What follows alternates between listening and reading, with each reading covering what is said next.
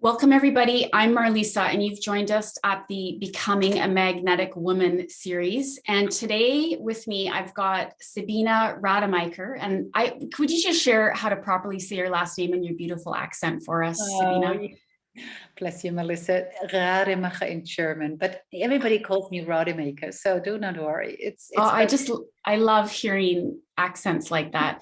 And Sabina is a love and relationship coach. And what I love about Sabina is that she brings in a lot of self-love. So she brings in a lot of, you showing up to your relationship, not necessarily about the other person. So it's self-focused. And so in the spirit of doing less and being more, not adding more to our plate, but using what we have ourselves. And so welcome, Sabina. I'm so excited for you to share your wisdom with us today. Oh, thank you so much, Melissa. I'm totally excited to be here and to be part of this beautiful women group of magnetic women and helping others. And hopefully it helps others to really change their view of life, and we support women to step into their power. That's my wish.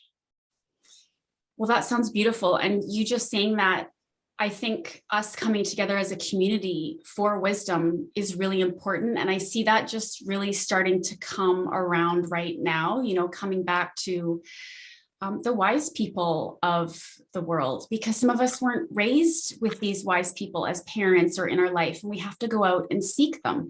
And that is, not only is that perfectly acceptable, but it's the way that it has been in the past. You've come to the community, you've come to the person who has this wisdom in your realm, in your life. But as we become more isolated, that becomes a little bit harder. So it's so wonderful we can do this online and share this communal, we are better together feeling. And on that note, when we talk about becoming magnetic, what does that mean in the sense of relationship to ourselves, becoming magnetic to ourselves, and to a partnership?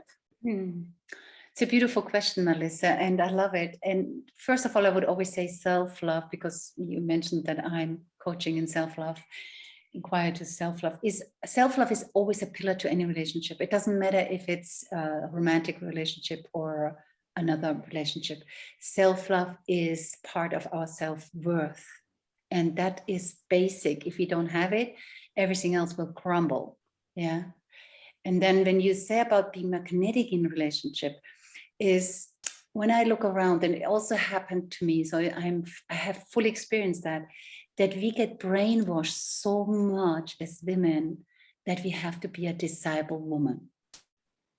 And being a desirable woman, what does it do to us? I have to do this, I have to be like this, I have to buy like this, I have to have this kind of haircut, I have to have this shape, I need to get operated that way.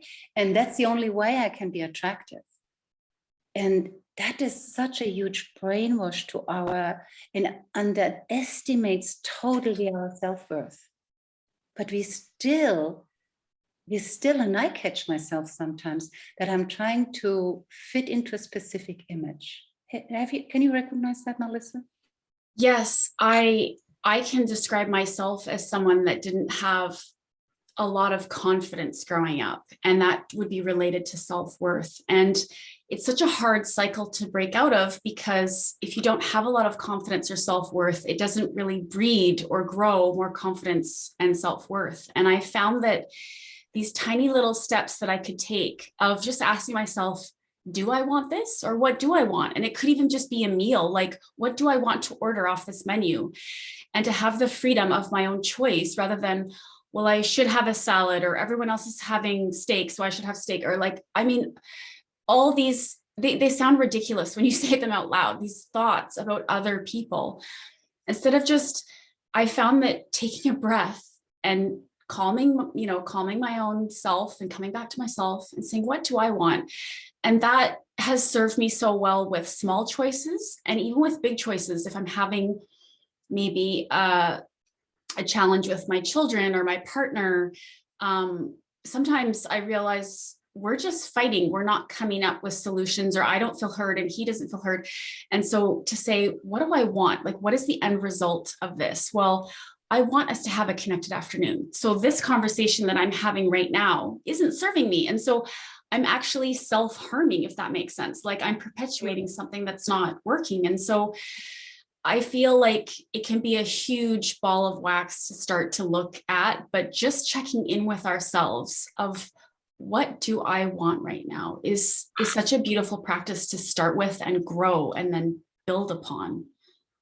And that's beautiful, these words you're using, those are your words. And I would always say, perfect, whatever helps you to come to self-worth. And I feel like, or I learned that we can really only recognize self-worth in us when we can also see it in others. So we stop the comparison, like we look at other women and we don't compare ourselves anymore. We can see their beauty, we can see their whatever they bring, their gift. Yeah, that's when we start recognizing worth in others and not in comparison. But we can really recognize it also in men. When we can start recognizing the worth of men, then we have really gained self-worth, because it's always a win-win. It's never just, it's like the masculine, thing we have done in our society for many, many centuries. It's like there's only one who can win, and I have to be it. That's when we go into all this masculine energy. But being magnetic, because you asked me what is magnetic in a relationship, is actually being in your feminine power. And we look at this more like, how does it look like? And I'm so happy you brought that up, because there does seem to be this sort of pitting feminine energy against masculine energy. And, maybe if you bring your masculine energy to the workplace, that's positive. But if you bring your masculine energy home with your partner, and your partner's a male, that's not going to be helpful. And like depending on the situation, it's like people highlight or downplay the masculine or feminine energy. Like I feel like if you said to a woman, you're in so much feminine energy, that could actually be taken as a negative term instead of a beautiful, grounded, knowing term. Like there's a lot of discussion about these energies, and what feminine energy has such an amazing history, and we know a lot about the persecution of it. And I was wondering if you would share with us, before the time of witches and being burnt at the stake for, having intuition or knowing about plants and animals and nature, before that time, what is your understanding? What can you share with us about feminine energy so we can have another viewpoint of it? Well, I have focused more on understanding the feminine energy also in the erotism place. So how do I say that? Our own inner eros, we're all erotic, we all have yin and yang, as you said also. And you said also that being in a feminine energy is almost not a compliment, but a rather a negative thing, because we associated the feminine energy and that's what we see in our society still, the nagging woman, the kind of manipulating woman, the woman who is maybe always screaming or trying to, that she's not able to handle her emotions in a way which is healthy, because we all need to look at our emotions and be able to feel them. But if we are like in the distorted feminine energy, which is not the clear one, then that's what people still see, because this has been for the last, I don't know how many centuries now. And the original feminine power was a strong feminine who was actually opening the heart of the man, who were showing them how to make love to the feminine. And that's over 7,000 years ago. So I have much more interest, or I had interest in diving into that kind of history. How were women living then? They were helping each other.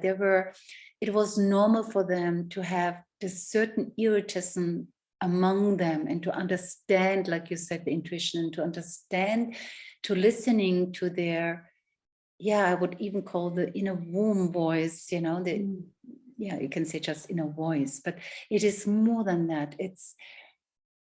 I don't know how to express the feminine, you know what I mean by yoni? the uni language. Do you know what I mean by that?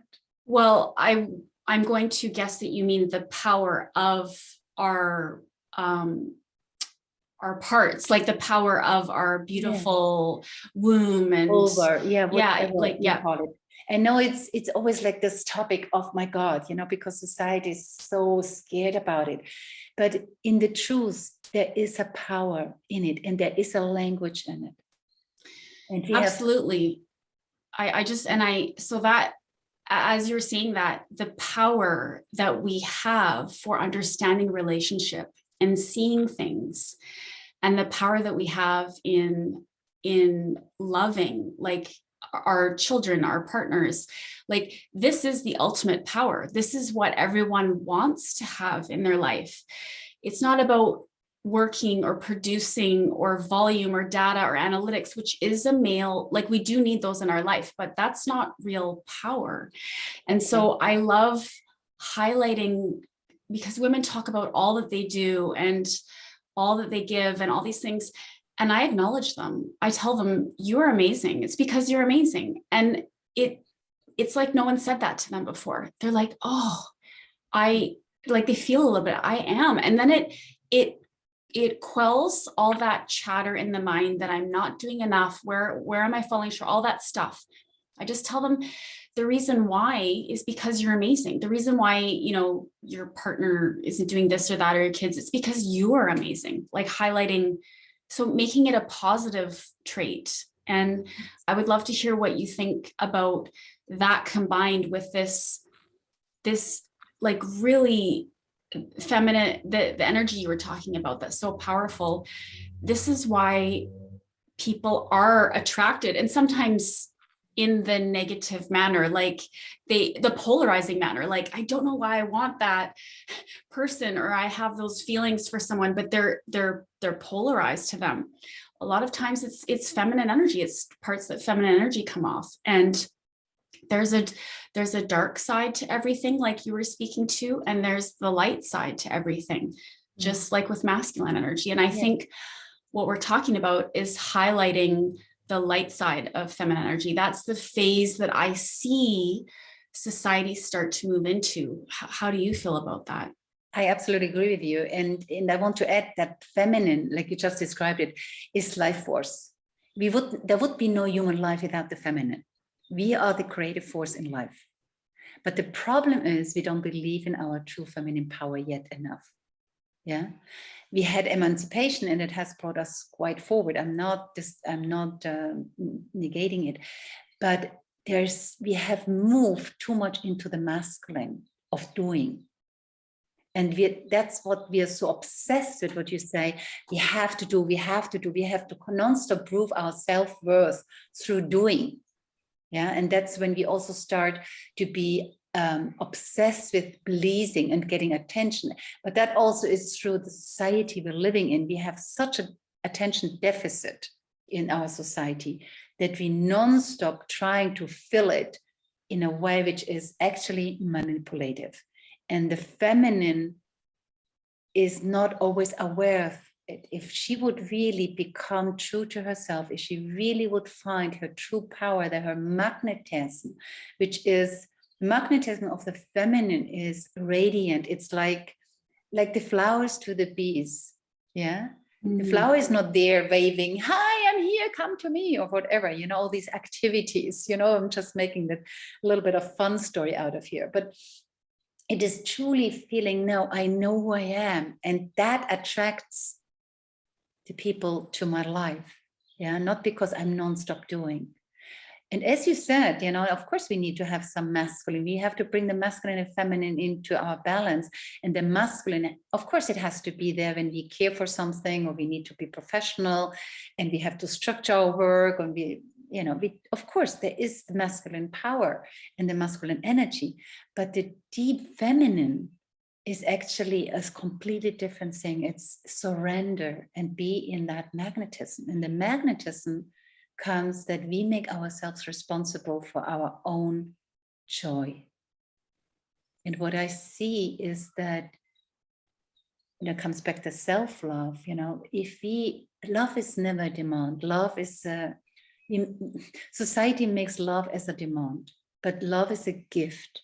And we are responsible for liking ourselves, not anyone else. And if I'm taking up this responsibility of really make sure that I'm in joy every single day, I start creating that magnetism. It's not him, him, whoever him is, the partner, to please me, to be happy. But I see still so many women following, they come out of the work where they're very much in their masculine, and then they come home and they're still in the masculine, and then they start nagging and telling their man or their partners what to do. And what we do with that, we push actually men away. We push them away, we push them actually into their feminine, and then we wonder why they're not showing up for us, or why they're not emotionally available for us. But we push it, and it's all unconscious energy which falls them back. But if you would take time after work, just to come back to ourselves, to really, what you said earlier, what do I want right now? What would please me? What would make me happy? How do I feel my own lack of attention now because I did the whole day just work, and I need to come back to myself and be in the surrender magnetic field of the feminine. Then I also stop nagging, I stop blaming, and I can just surrender. I don't know who I was listening the other day saying to me, today I decided just being my feminine energy. And they have a good relationship, but her husband and her didn't had any kind of romantic encounter for a long time. And she decided just being in her feminine, and she wore a dress, and she came home after work, and she was just relaxing and doing first things for herself, like a meditation and a breathing exercises and a little bit of dancing. And guess what? She said, my husband turned around and said, do you feel like having a romantic encounter tonight? And it's so beautiful to hear that. It's really touching, because we can do that. We are the creator of this. It's our life force. We are in charge, we choose, but we have forgotten that's we, the women, who open their hearts to the men. That story feels like a sense of safety. There's a sense of safety in that story that you just told. There's space, and it's warm, and it's safe. And you actually answered quite a few of the next question I had, which was about how do we bring more of this into our day? And I heard you talk about transition time. Like if you are in a corporate position where you do have to make decisions and analyze data and perhaps, on the way home, you listen to a song and you sing in the car, and that would be in your feminine energy. Or you come home and you change into your comfortable, beautiful, flowing outfit, like whatever that, again, you feel feminine in. And you have to think about these transition times as coming back to yourself. And perhaps you don't want to, but these are tools about, like you said, checking in and feeling, how do I want to feel right now? Maybe it's to make a cup of tea when you get home, and that's your transition time.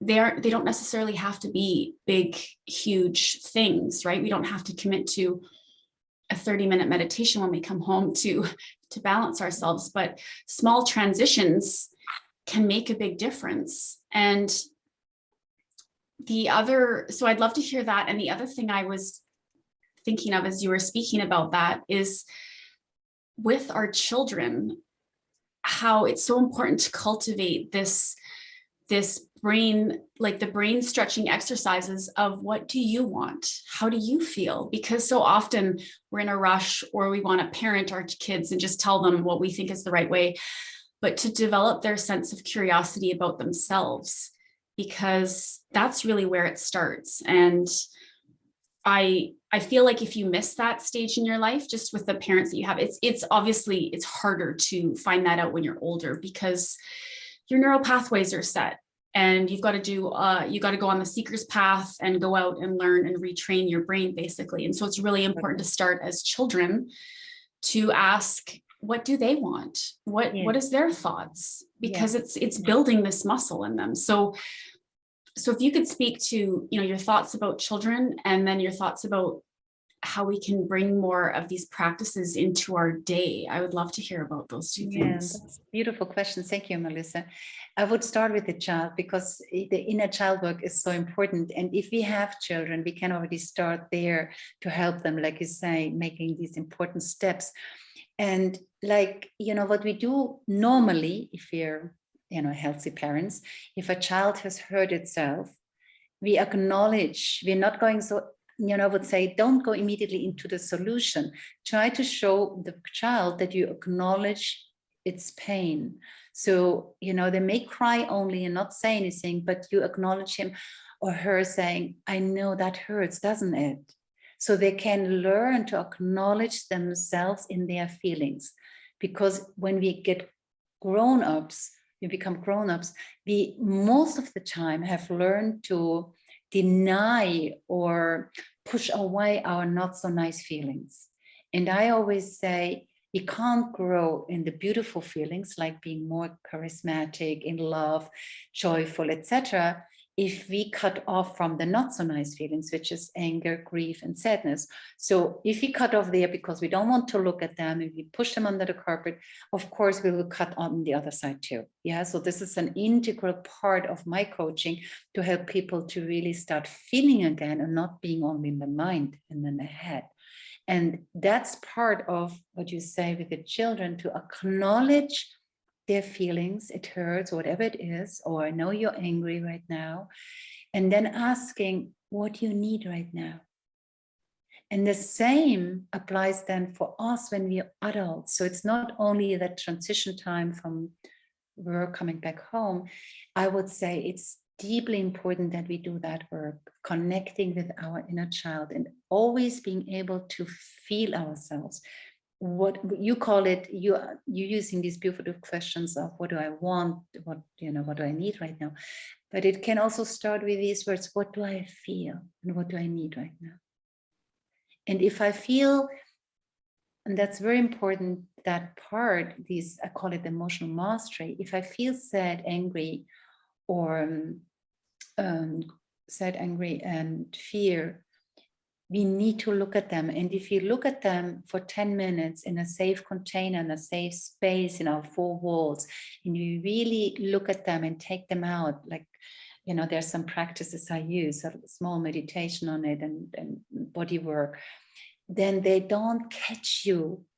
They don't come up in a conversation. They don't come up and suddenly they show up and the anger comes out on the partner or the child you don't want to, you regret it afterwards, or the grief comes out, and somewhere in your conversation, the manipulation comes in.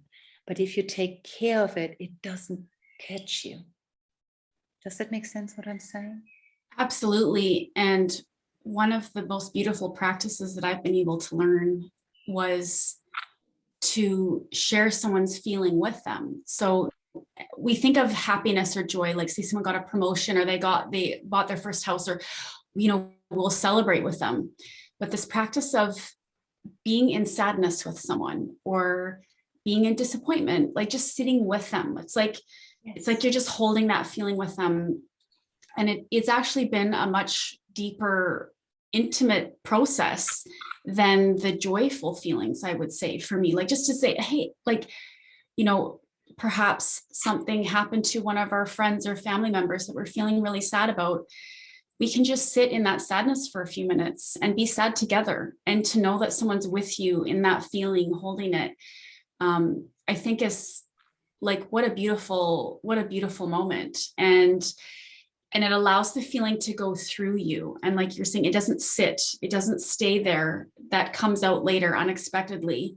It allows you to process it. So that is a really important part of being with these people in our life that we love, is being intimate in sometimes challenging situations and just being with them. And that's why it's so important that we come with our best whole self that we can, right? And so you were saying, if we take care of ourselves, and to me, that word, asking what do I want, but it's also pleasure, right? Like, what clothes do I want to put on right now?